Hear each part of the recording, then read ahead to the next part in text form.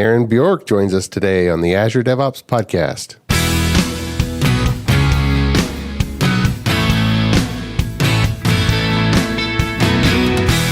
The Azure DevOps Podcast is a show for developers and DevOps professionals shipping software using Microsoft technologies. Each show brings you hard-hitting interviews with industry experts, innovating better methods, and sharing success stories. Listen on to learn how to increase quality, ship quickly, and operate well. And now your host, Jeffrey Palermo.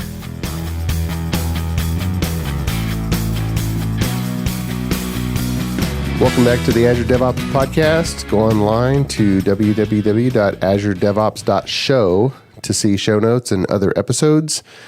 Aaron Bjork joins us today. Aaron is a principal group program manager at Microsoft, where he directs all work in the areas of Agile project management, reporting, and collaboration for Azure DevOps Services.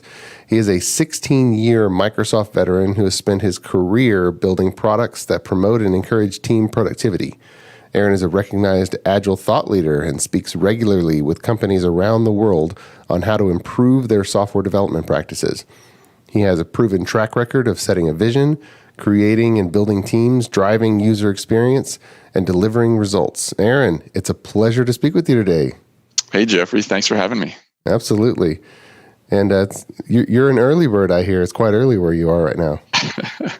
Yeah, we're 7 a.m. here out on the West Coast. So part of my job is we work with folks all around the world. So I tend to adjust my schedule to West Coast time, and it helps me beat the commute a little bit, helps me stay connected with colleagues on the East Coast. And then I'm also just better in the morning most days, so that helps as well. So Awesome. So I hear that you have quite a farm of animals.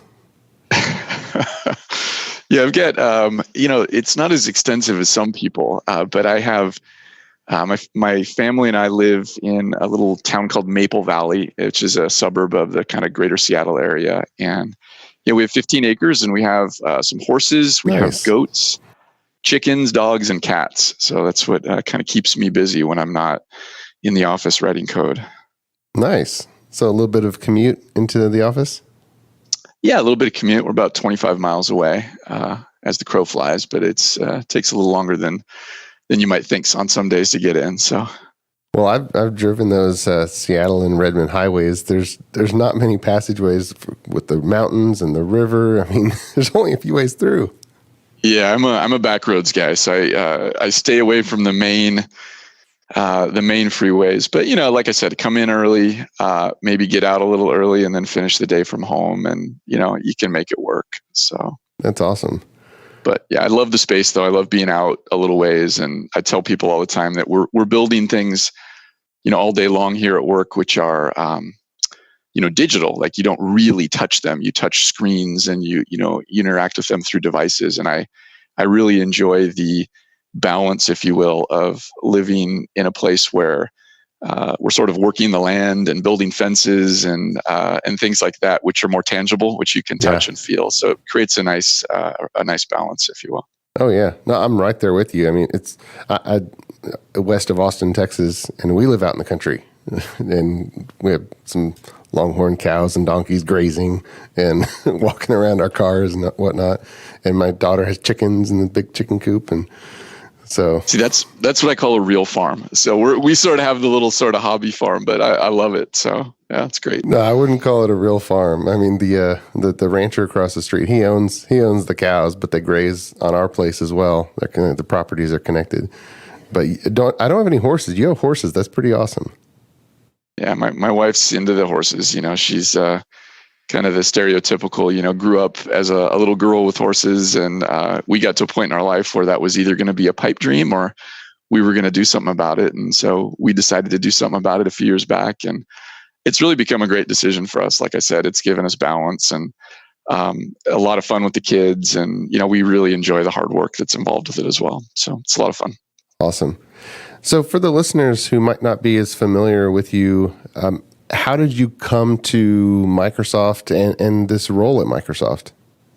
Yeah, so coming to Microsoft was quite a few years ago, but I was working for startups in the Seattle area and had always really resisted the idea of working for a big company, and for Microsoft in particular. I don't know why, but it was stuck in my head that it was not a good place, and I was wrong.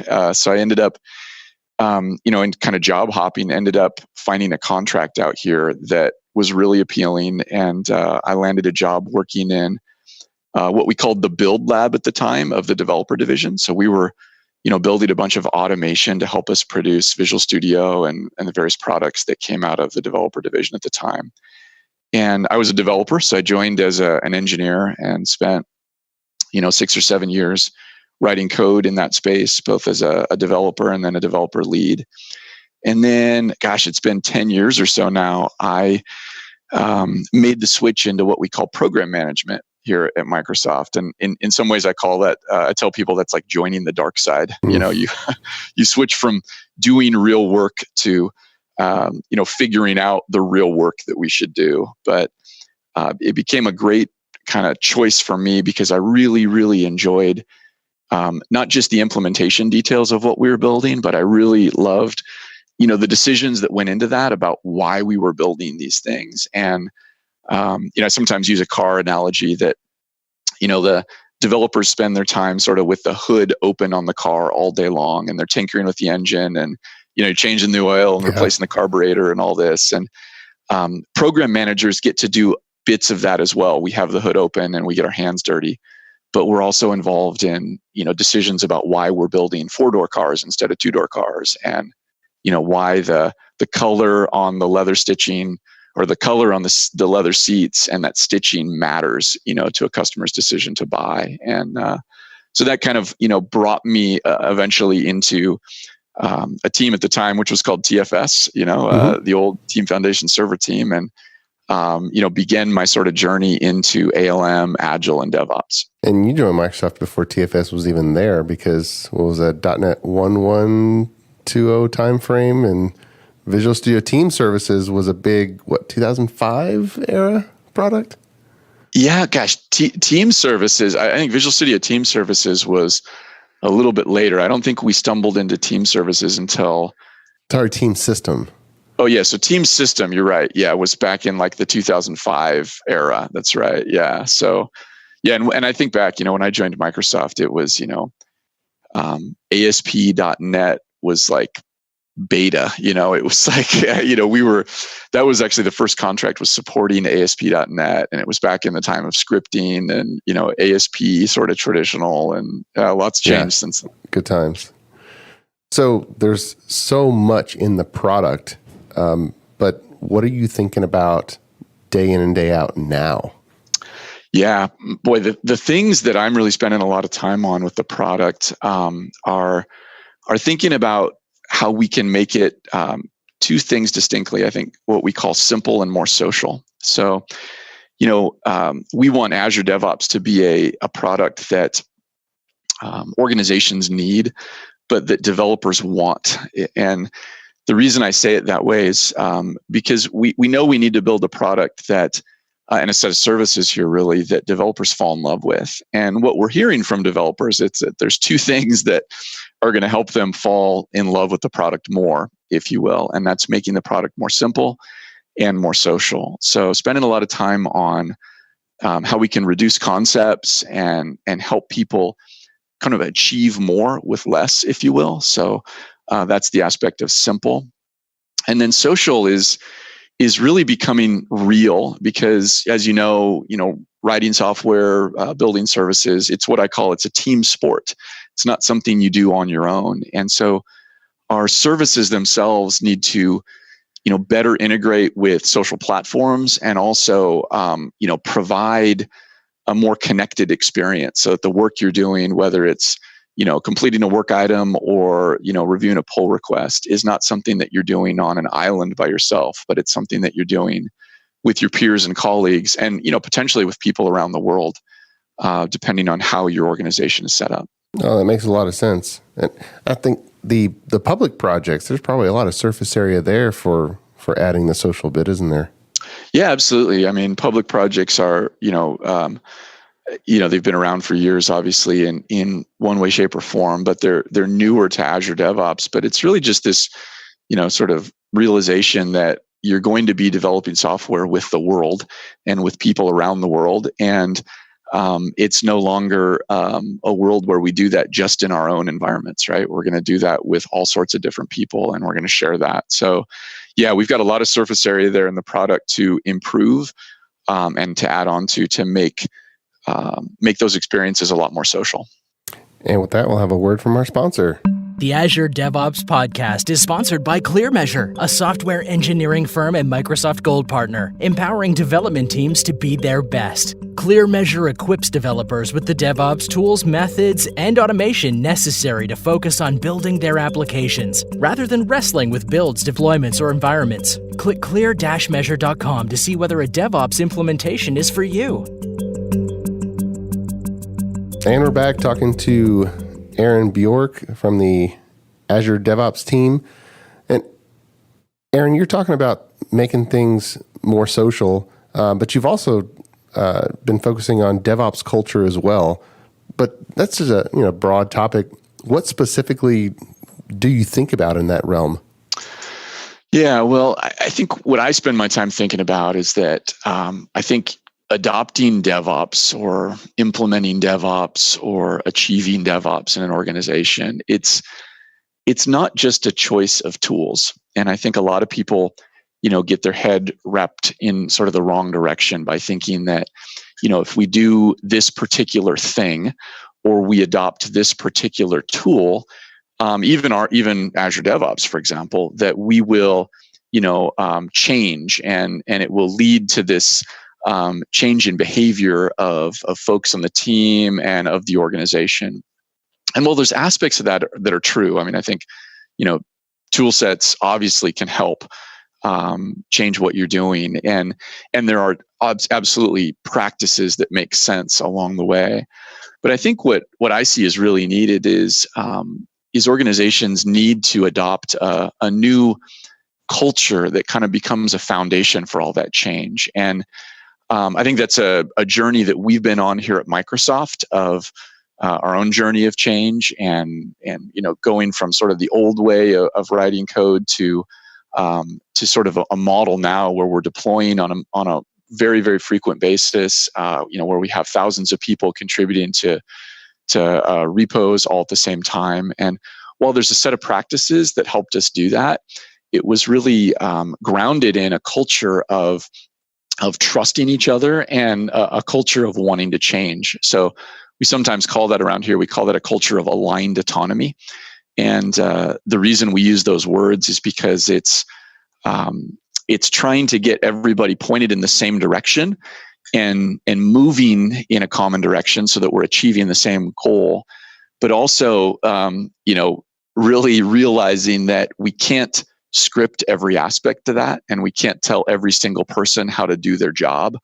And so there needs to be a really healthy balance of autonomy on the other side. And I think those have been kind of foundational words for us as we build a culture here of improvement and of DevOps, sort of embracing DevOps. And it's something I get a chance to speak with a lot of different groups about as well, because I think most organizations are trying to improve and trying to change the way they work. And I like to help them think about that outside of just a couple of set of practices or tools, but helping them to think about that in light of the entire organization and everything that goes into it.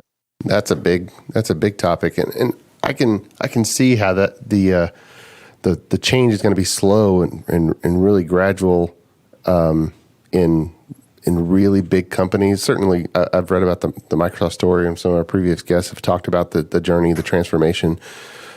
Then I think about all these thousands of mid-sized teams or at companies that are not technology companies, but maybe there's a small development group that reports to the COO or the CFO, and they're trying to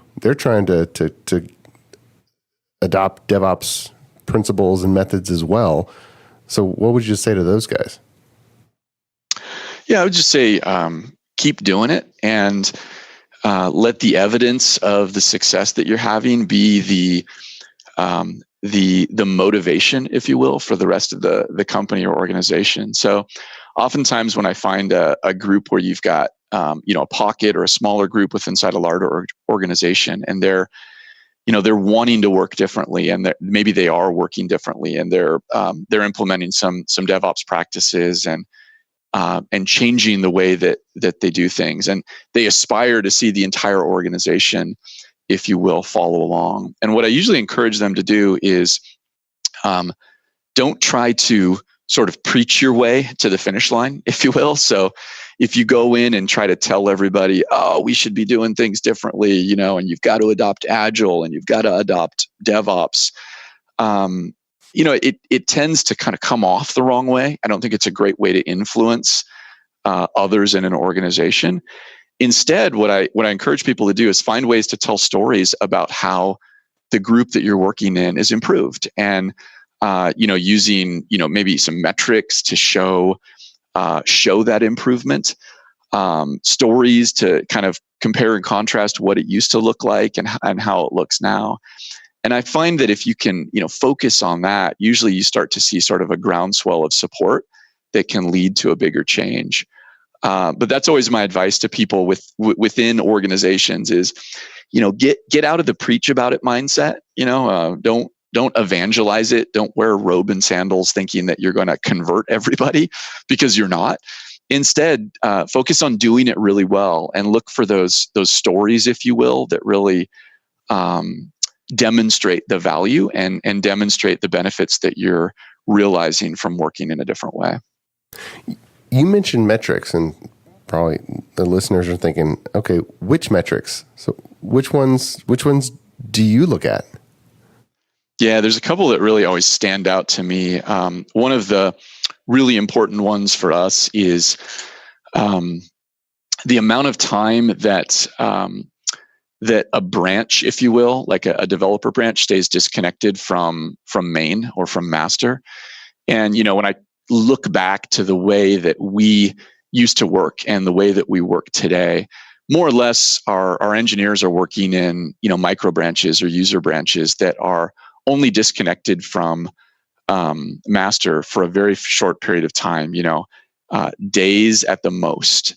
And we used to work in a way where we had branches of the code base that were disconnected from, at the time, what we called main for weeks, if not months. And to me, that's a really, really leading indicator to, the amount of debt that you're going to have, and really the quality that you're going to be able to achieve in your main or master branch. And so that's a metric that we look at, and I always encourage other organizations to look at if they're looking at sort of things to evaluate how they're doing.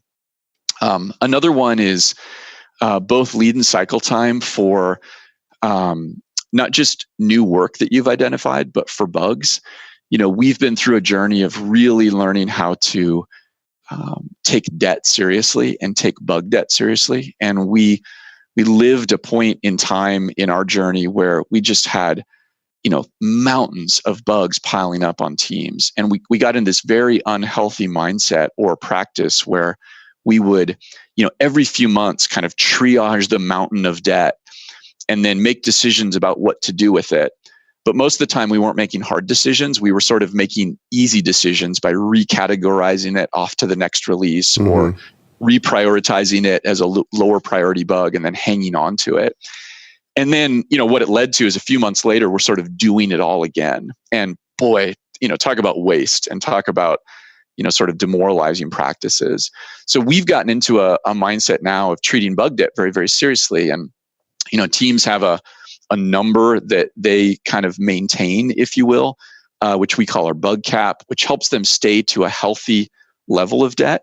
But you can easily measure that by just measuring lead time, which is the amount of time a bug, goes from being created to actually being fixed or deployed into production. And then cycle time is the amount of time that you're spending on actually fixing it. So how much time does it actually spend in progress? And we've seen those numbers reduce dramatically across our teams over the years as we've implemented Agile and DevOps practices. So those are a couple that I think are kind of waypoints, if you will, or good guideposts to starting a journey towards working differently. Now, do you collect those manually, or does Azure DevOps Services collect those automatically and present them? Yeah, that's the beauty. The majority of things are collected automatically, if you will, right through our service, right through Azure DevOps. So we have an analytics service which sort of runs in the background of all the services, and it's pulling that data into more or less a warehouse where you can then go get it and compare how you've improved and look at how you've changed and look at how those types of things are trending.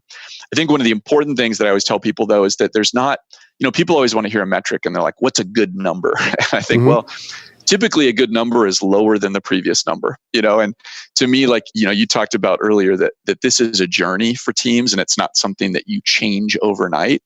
And so I don't think there is a metric that you should be watching or a number that represents health. But I think typically if you're understanding those numbers as they are today, and then you're working towards making them smaller, if you will, or watching them move in a healthy direction, that's positive. And that's the goal I think that teams should have. So it's not about achieving a specific specific value for a specific metric, but it's learning what health looks like in your organization, and then kind of moving the team in that direction towards health.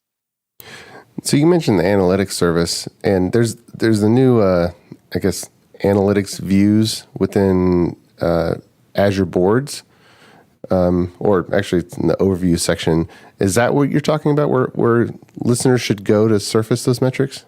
Yeah, that's right. So you could, if you're looking for that for the first time, you could search for analytics views and Azure DevOps, and you'll find some documentation on it. But off in the left rail under the overview section, there's a space called analytics views. And right now, Azure Boards is the highlight there, if you will, but we're working on adding the additional services in there as well. But what that allows you to do is, create a data set, if you will, from metrics and data that you've got in the system. And, you pick and choose how you want that data set to look. So you can pick a range of time. You can pick, obviously, different fields and then aggregations that you want. And then if you then jump over into Power BI, you can immediately connect up Power BI to those views. So once you pull it all in, you can use it in Power BI to kind of slice it and dice it in a bunch of different ways. And yeah, if you're new to that feature, that's a great way to kind of go approach it and try it out. And my guess is that you'll be enlightened at how much data is there, and enlightened at some of these things that you might have on your own teams that are ripe for improvement or ripe for sort of starting to get that metric moved in a healthy direction. Okay, so pairing this. And you do have to go into Power BI to get those metrics that you were talking about. It sounds like Well, there's a couple ways to do it. So Power BI is where you can really explore them. Also, in our widget gallery on our dashboards, we have a set of kind of pre-canned and pre-built widgets that help bring this stuff to life as well. So a good example of that is lead and cycle time widgets. So you can go plop those right on a dashboard and immediately start to evaluate and understand those metrics for different work item types, whether it's a user story, task, or bug. You can do that today. And those are kind of pre-canned and pre-built, if you will, right, for the team to use. But Power BI is where you can really go and start to kind of twist the data and look at it in different ways and pull in other data sets and really start to have that bigger picture understanding. Okay. You had mentioned the lead time and cycle time of a bug, but the whole Azure DevOps team, all multiple hundred, you've eliminated the dedicated tester role, the SDET role, and everybody's an engineer. So specifically, who creates the bugs? Yeah, it's a great question. So the bugs get created by a lot of people. So they're created by engineers themselves. They're created in some way by customers, because we have our work management system directly hooked up to our customer feedback channels. So we see it directly there from customers. And then they're created by PMs as well. But the team themselves are the ones creating the bugs, because they're the ones testing those capabilities, even though we don't have a dedicated role called tester. So okay, awesome. Yeah, there's been a lot of discussion around the industry among Fortune 500 enterprise companies, as well as smaller companies about the right types of roles. And then Scrum has had that discussion for a long time, and I think people are trying to figure out how Scrum meshes with DevOps and what does it do to team organization and how that changes. So I don't think that conversation is finished. Yeah, no, I don't think it is either. But in my, from my perspective, Scrum and DevOps are, they work in concert with one another. I don't think they have to compete or work against each other. I think for us, you kind of alluded to the fact that we've eliminated the tester role, and we have engineers, writing and testing code. And to me, that's just been an evolution that fits very, very naturally with Scrum. So I tell people today that we have, a team of engineers, and all of the engineers on our teams, they write code, they test code, and they deploy code. And they're expected to do all the three of those things. And if you think about, Scrum and working in a sprint and delivering a shippable increment at the end, having a team of engineers that are writing code, testing code, and then deploying code fits very, very naturally into the Scrum model there, so that you can not only, declare that you have a shippable increment at the end of a sprint, but you can actually ship it and deliver it. And, that's the way we approach it on our teams. And I think it's worked very, very well. Awesome. Well, anything else that you're spending your time on these days that the listeners should know about? I've got some fencing projects at home, and planning a new chicken coop. So that's probably the other thing, but that probably doesn't relate super well to this particular DevOps topic. So no, hey, but that's fun. New chicken coop. Do you have an existing chicken coop? Yeah, we have an existing one. Yeah, so my wife's always looking to expand our surface area. So talking about how we can raise a new barn, if you will, and make room for more birds. So awesome. So I guess it's been a long time since you've purchased eggs at the supermarket. Yeah, that's a thing of the past for the most part. Yeah, that is fun. And the eggs, for some reason, our eggs taste different than the ones you buy at the store. They taste better. Oh yeah, they do. It's kind of hard to explain if you've never experienced it, but I think literally farm fresh eggs, that are straight out of the coop. When you use them, they're a day or two old, and they look different, and they actually taste different. And I think, if you just go with sort of freshness, and thinking about that, the most eggs you buy in the store are, they're not fresh, if you will. And so I think you're tasting that difference when you have, eggs that come off your own property or from a local producer who's doing it right in your backyard, and then you're consuming them just a couple days later. Yeah, I also love the new source of disposal for small bits of leftover foods that don't make it to the fridge. Yeah, we always have a pile of stuff on the counter that's somebody's got to take it out to the chickens. That's always kind of an evening activity, if you will, is take this out to the chickens. And whether it's stuff that comes out of the garden that we're not eating, or leftovers or whatnot, they take care of it all for you. So it makes it easy. Now, what kind of predators do you struggle with? And have you lost any chickens to them? Oh yeah, we lose chickens, and we have. Never fun to lose a bird, but we do. Main predators are coyotes. I think those are the big ones.